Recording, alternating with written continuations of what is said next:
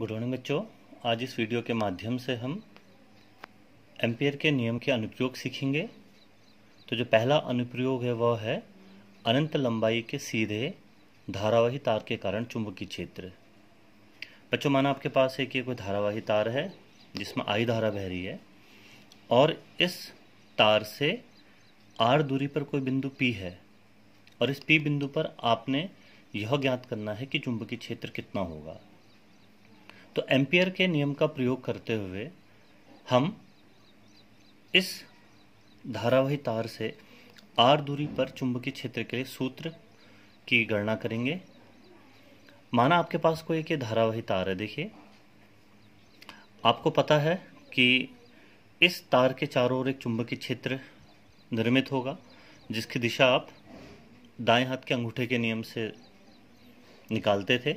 अगर ये कोई एक धारावाही तार है, आप तार की दिशा में अपना अंगूठा रखते थे, तो जैसे आपकी उंगलियां घूमती हैं वैसा ही इस तार के चारों ओर चुंबकीय क्षेत्र होगा। ये नियम हम पहले सीख चुके हैं। ये तार की जो धारा की दिशा है ऊपर की ओर को, ऐसे आपने अपने दाएं हाथ का अंगूठा उस दिशा में रखा, उंगलियों को घुमाई, तो जैसे आपकी उंगलियां घूम रही हैं उसी दिशा में चुंबकीय क्षेत्र होगा। तो हमने वही नियम यहाँ पे लगाया। देखिए, एक चीज़ तो क्लियर है। देखिए, तार में धारा ऊपर की ओर को बह रही है, मेरी दाएं हाथ की उंगलियां ऐसे घूम रही हैं, तो इसका मतलब यह है कि इसके चारों ओर चुंबकीय क्षेत्र कुछ इस तरह से होगा।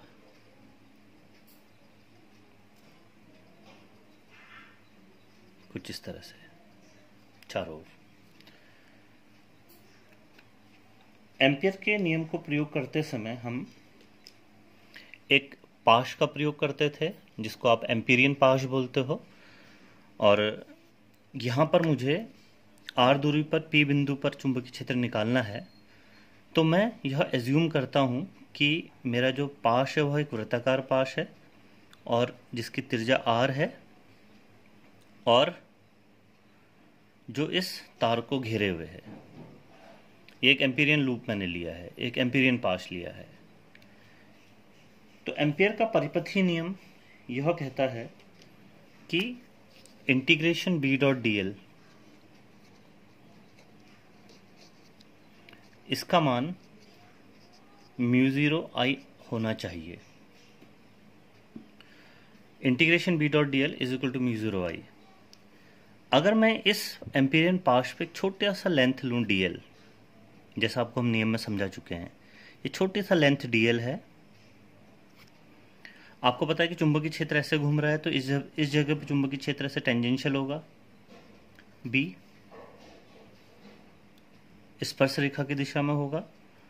तो इंटीग्रेशन B डॉट dl का मान अगर हम निकालेंगे तो integration B dl cos 0 degree बराबर म्यू I इसलिए क्योंकि इस पाश के भीतर जो धारा है वह I है। देखिए, ऐसा तार है, ये हमने एक पाश ले लिया ऐसे, देखिए इसके चारों ओर, तो उस पाश के अंदर जो धारा है वह I है। तो इंटीग्रेशन B डॉट dl को हमने B dl cos 0 डिग्री इसलिए लिखा क्योंकि dl और B के बीच का जो कोण है वह 0 डिग्री है। हमने एक ऐसा एम्पीरियन पाश लिया है जो वृत्ताकार है और चुंबकीय क्षेत्र भी वृत्ताकार है। तो इस पाश के किसी भी बिंदु पर यदि आप B और dl के बीच का कोण देखेंगे, एंगल देखेंगे, तो 0 डिग्री होगा। तो इंटीग्रेशन B dl cos 0 का मान 1 होता है बराबर म्यू I। R दूरी पर इस तार के कारण चुंबकीय क्षेत्र कांस्टेंट है, तो आप उसको इंटीग्रेशन से बाहर ले सकते हैं। तो इंटीग्रेशन dl बराबर म्यू I। अगर आप इस dl को इंटीग्रेट करेंगे, देखिए dl इस पाश में छोटी सी लेंथ है। अगर आप इस तार को ऐसे छोटे छोटे छोटे बहुत सारे dl भागों में बांटेंगे और उन सबको जोड़ देंगे तो आपको इस तार की परिधि मिलेगी, ये पाश की परिधि मिलेगी, और इसकी त्रिज्या यदि R है तो परिधि कितना हो जाएगा, 2πr। तो B dot 2πr is equal to mu I। तो B बराबर म्यू I अपॉन 2πr। तो यदि आपके पास एक अनंत लंबाई का सीधा धारावाही तार है तो उसके कारण जो चुंबकीय क्षेत्र होता है उसके लिए जो व्यंजक है वह μ0I/2πr जो हमने एम्पियर के परिपथी नियम से परिकलित किया। बच्चों एक चीज़ आप लोग समझना कि अगर ये मेरे पास एक तार था, ये चीज़ तो निश्चित है कि इसके चारों ओर जो चुंबकीय क्षेत्र होगा वह ऐसे सर्कुलर शेप का होगा,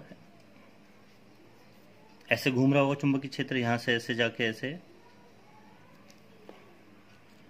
तो बात यह आती है कि क्या एम्पीरियन पाश का भी वृत्ताकार होना जरूरी है। तो बच्चों एक चीज मैं आपको बताऊं कि एम्पीरियन पाश आप जरूरी नहीं कि वृत्ताकार लो, एम्पीरियन पाश किसी भी शेप का हो सकता था, वह ऐसा भी हो सकता था। लेकिन अगर मैं इस प्रकार का एक एम्पीरियन पाश लेता तो डीएल और चुंबकीय क्षेत्र के बीच का जो कोण होता हर जगह पे अलग होता। देखिए ये मेरा ये तार था,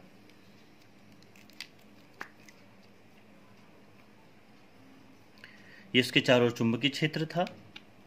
अगर माना मैं एम्पीरियन पाश ऐसा ले लेता, इस तरह का, तो चुंबकीय क्षेत्र तो हर जगह पर है, वो यहां पर भी होता, यहां पर भी होता। तो देखिए ऐसे पाश लेने से मुझे दो घाटे होते। एक तो b का मान कांस्टेंट नहीं रहता, एम्पीरियन पाश का ये भाग यहां पर है, ये भाग यहां पर है, ये तार के नजदीक है, तार के दूर है, तो हर जगह पे b का मान क्या होता, अलग अलग रहता। तो मैं b को इंटीग्रेशन से बाहर नहीं ले सकता था। दूसरा जो भाग जो गलती होती वो यह रहती कि चूंकि dl और b के बीच का कोण हर जगह पे अलग अलग रहता, तो आप cos 0 डिग्री यहां पर आप कोण का मान नहीं रख सकते थे। तो इसलिए जब आप एम्पीरियन पाश को सेलेक्ट करते हैं, जब आप कोई भी डेरिवेशन या कोई भी न्यूमेरिकल करते हैं, तो आप एक ऐसा एम्पीरियन पाश सेलेक्ट करते हैं जिससे आपको सुविधा हो। और उसके लिए क्या होना चाहिए कि सबसे अच्छा जो सुविधा वाला पाश रहता है वो यह रहता है कि बी और डीएल के बीच में जो कोण है वह 0 डिग्री हो जाए। तो cos 0 का मान 1 हो गया, तो इसलिए मैंने यहाँ पर जो एम्पीरियन पाश है उसको सर्कुलर शेप का लिया, क्योंकि चुंबकीय क्षेत्र भी क्या है, सर्कुलर है। तो दोनों के बीच में जो कोण रहेगा, जब आप बी डी एल निकालेंगे, बी डॉट डी एल, तो B D L cos theta, तो बी और डी एल के बीच में जो कोण है थीटा वो हर जगह पे 0 डिग्री रहेगा। और चूंकि ये जो पाश है ये हर जगह पर आर दूरी पर है, हर जगह पर, तो इसका मतलब इस तार से हर जगह पर जो दूरी है वो आर है पाश की। तो चुंबकीय क्षेत्र भी हर जगह पर कांस्टेंट होगा, बी होगा, तो आप उसको फिर इंटीग्रेशन से बाहर ले सकते हैं। तो इस तरह से हमारा पहला अनुप्रयोग है किसी अनंत लंबाई के सीधे धारावाही तार के कारण चुंबकीय क्षेत्र।